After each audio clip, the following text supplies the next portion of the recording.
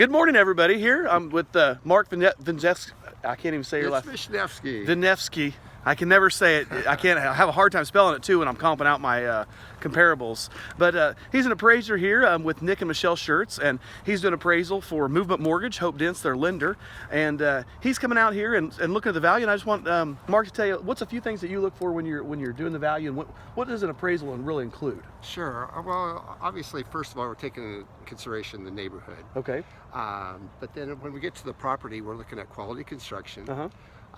Overall condition, and room flow, how many bedrooms, so forth like that. Right. Different Neighborhoods will have a tendency of having a better interest in 3 bedrooms as opposed to 2 bedrooms. Okay. So we take in consideration the other 3 bedrooms. This one's a 3-bedroom. Okay.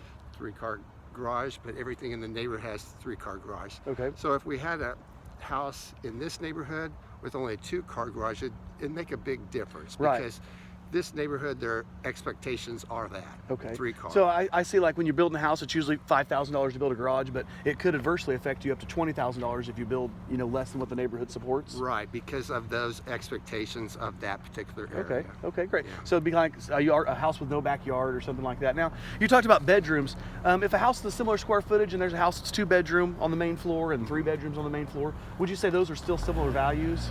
It really depends on the neighborhood. Okay. It really does. On the comparable cells? Yeah. When you get into higher price houses, there's not that much difference. Okay. But on a lower price, which is a more affordable house for families to come in, a lot of times they're gravitating to the 3-bedroom as opposed to the 2-bedroom. Okay. Okay. So it makes it more desirable and doesn't really hit the value. But we're looking in a different neighborhood, which is lower price than right. this. So. Okay.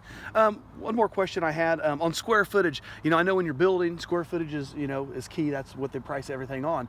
But now I'm seeing on the resale market, and tell me if you agree that if it's within 200 to 300 square feet, sometimes as long as it's the comparable sales, it's really not going to increase the value $20,000 or $30,000. Oh, no. Is that correct? No, that is correct. Okay. Because they're still fitting in that range for the neighborhood. So a good tip when you are building, you'd say you want to make sure you build within the square footage as everybody else. So that's what your comparables are? Yes. Okay. Yeah. Any other good tips for us or anything that you think?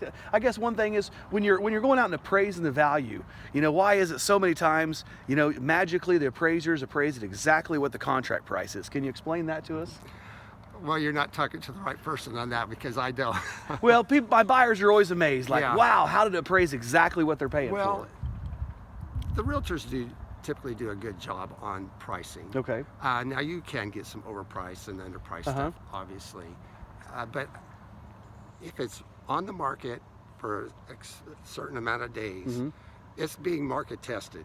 Right. If it's on there too long and they're coming down below the list price, that's really kind of probably where the market's So you're not finding the it. value, you're letting the market prove the value, and you're just confirming that with the bank. Is that correct? Yes. Okay. Yeah. Well, thanks a lot, Mark. I really appreciate your tips. Thank you so much. Okay.